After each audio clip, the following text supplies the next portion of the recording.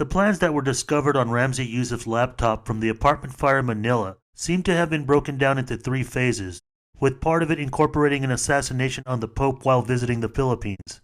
The later phase being that 12 planes would be hijacked and crashed rather than just bombed as initially planned.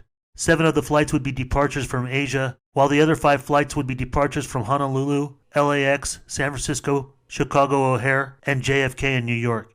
The targets would have been the World Trade Center, Pentagon, U.S. Capitol, the White House, Sears Tower in Chicago, the U.S. Bank Tower in L.A., the Transamerica Pyramid Building in San Francisco, as well as other targets. Nuclear power facilities are often mentioned. In 2009, Mike Williams of 9/11 Myths released partly declassified documents titled 9/11 Commission Files Team 7 Box 7 Other Flights 9/11, which is 39 pages that mostly contains transcript articles from September and October 2001, like some of the ones we've demonstrated earlier regarding accounts of aborted hijacking attempts, included with notes taken from FBI field agents and in correspondence to 9/11 commissioners.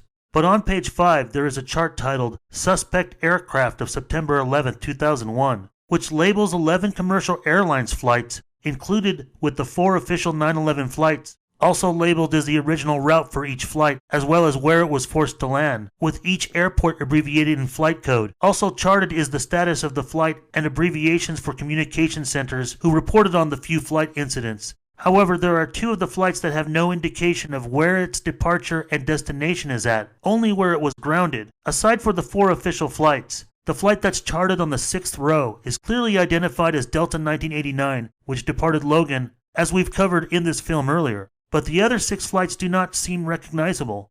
The first is American Airlines Flight 2247, which departed out of MCO, which is Orlando International Airport, and destined for SHV, which is Shreveport Regional Airport, Louisiana, but was grounded at Memphis International Airport. According to another document, United FAA Command Center chronology of the events of September 11, 2001, uploaded by 9/11 Document Archive in 2009 on Scribd, says that at 10:04 a.m., ZFW, which stands for FAA's Fort Worth Center, reported this American Airlines Flight 2247 to the command center was Nordo, meaning radio contact with it had been lost, but the communication was restored by 10:17 a.m. The second plane on the suspect aircraft of September 11, 2001 chart is U.S. Airways Flight 41, departed CLT, which is Charlotte Douglas International Airport in North Carolina, with destination being LAX, as were most of the official 9/11 flights. The U.S. Airways flight was also grounded at Memphis Airport. No further details are given about this flight. Skipping the 5 recognizable flights, charted in the 8th slot is the third plane, Northwest Airlines Flight 197, that departed LAN, Capital Regional International Airport, formerly Lansing Capital City Airport in DeWitt Township, Michigan. Its destination was Minneapolis-St. Paul International Airport in Marquetta, Minnesota, but grounded at Sawyer International Airport, Michigan. According to the United FAA Command Center chronology of events of September 11, 2001 document, the command center appeared to have been alerted to this plane while en route at 10:03 a.m. The document states anonymous call to Northwest Airlines Flight 197 by Lansing Flight Service Station. Reason for the report is unknown. The fourth plane is United Airlines Flight 641. Departure and destination unknown as the field is blank, but it also states that it was grounded at Detroit Metropolitan Airport. But being that most of these flights were routine flights, it turns out that United Airlines Flight 641 has appeared in the press, even before 9/11 in 1996, regarding an incident where it departed Newark and 16 of their passengers, who were Japanese tourists, fell sick from seafood they had eaten on the flight and were taken to a Chicago area airport where they landed, which their destination was O'Hare Airport. And in 2002, the Morning Call article in September 12th talks about an account with 34 passengers on board United Airlines Flight 641 departing on the 1-year anniversary of 9/11, around the same time frame as Flight 93 did from the same airport, Newark, which interviews an elderly female passenger overcoming her fears being on that flight, where yet again its destination being Chicago O'Hare. So clearly, although United Airlines 641's route isn't charted for the list of the 11 suspect aircraft of September 11, 2001, it was either at one of 2 places on the day of 9/11 from where it departed, which was either Chicago O'Hare or Newark. Already both airports were inferring has additional hijacking attempted activity unaccounted for. But according to United FAA Command Center chronology of events of September 11, 2001 document, United Airlines lost contact with the plane around 10:40 a.m., but persistent attempts to communicate with it were eventually successful 5 minutes later. The fifth plane, United Airlines Flight 57, with its departure and destination also unknown, with a blank field, was grounded at GCK, Garden City Regional Airport, Garden City, Kansas. It appears to have been reported to the command center by controllers at Denver International Airport, for reasons that are unknown. But according to the Garden City Telegram, September 12, 2001, day after 9/11, from the front page article titled "Students Get History Lesson" by staff writer Brian Snow, reporting about United Flight 57, having landed at Garden City, interviewed some of the passengers, that the flight had departed Washington, D.C., and the destination was Los Angeles, likely LAX, again with the same pattern with most 9/11 flights.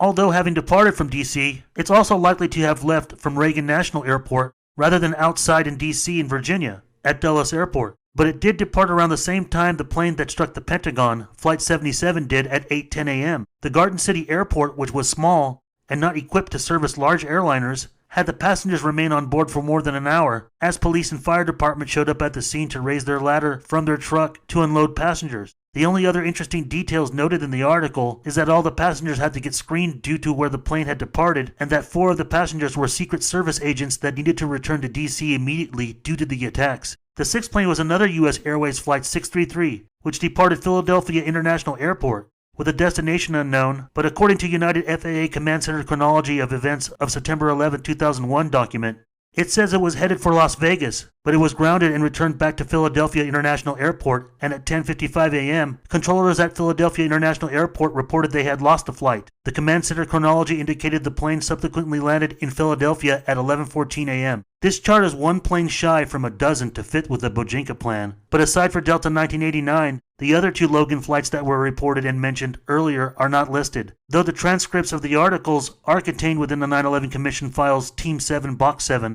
Other Flights 9/11 documents. And of course, Flight 23 from neither JFK nor Osmoth and Khan's American Airlines 729 from Newark are listed on the chart of suspect aircraft of September 11, 2001. Nor is one designated for September 13th, which are likely for reasons you can decide, but also contained are sloppy notes taken from field agents detailing the incidents that are clearly both Flights 23 at JFK and Osmoth and Khan's flight. But there are other additional news articles out there suggesting that more flights were targeted, like what was reported in Chicago Tribune about American Airlines Flight 160 out of San Diego Airport that was destined for JFK Airport on 9/11. With a departure time unknown, the flight was canceled, and there were no suspects, but only weapons were found on the flight. According to the blog Shoestring 9/11, in their post titled "The Many False Hijackings of 9/11, which elaborates many more additional accounts that viewers would need to cross-examine further before considering each claim as a seriously potential extra hijack, but it is a decent source of extra articles and documents aforementioned. But it states that more than 20 aircraft were identified as possible hijackings, and even ranges as far as 29. 20-plus targeted flights does seem conceivable at this point, especially with the news reports we've already encountered that authorities already had a list of almost 200 suspects they were looking for, with 37 of them potentially trained as pilots. In fact, in 2015, the Austrian documentary A Good American, which chronicles the work of former NSA official and whistleblower William Benny in his work with building Thin Thread, also developed by Agent Edward Loomis, that analyzed intercepted data covertly obtained from communications of suspected terrorist networks, which might have been able to prevent the 9/11 hijackings. But Thin Thread was thwarted in August of 2001, just 3 weeks before 9/11, by high officials within the agency, mainly Agency Director General Michael Hayden, whose decisions left the NSA without a system to analyze the trillions of bits of foreign intelligence gathering by intercept of signals flowing over the internet, as Thin Thread was able to do, which was a far less expensive system, but ended up being shelved in favor of Trailblazer as an alternative, which cost millions and was intrusive and lacked privacy safeguards and also less effective. Feeling that the NSA was nefarious or mainly at fault in no detection of early warning signs in allowing the 9/11 attacks to happen, William Benny, Edward Loomis, and another NSA agent resigned a month after 9/11 at the end of October, Halloween. But the documentary also notes what took place not long after in 2002. After 9/11 and after we left, Tom took over running Thin Thread. And he said, well, let's take the software in Thin Thread and run it against the database that we've accumulated inside NSA to find out if there's any information that the 9/11 attack that we should have known about but didn't. We let it run. It was somewhere around 24 to 36 hours. I remember my program manager coming back with the initial results, and they were just devastating. we discovered critical intelligence, Al-Qaeda and associated movement intelligence that had never been discovered by NSA. They didn't even know they had it in their databases. But also the specific details of numbers and movement and times and locations, travel. And you're seeing the dispersal patterns that occurred after it happened. You're also seeing that there was parts of the plot in which they weren't successful. There was multiple planes that had been targeted. And for a number of reasons, those particular planes were not actually hijacked.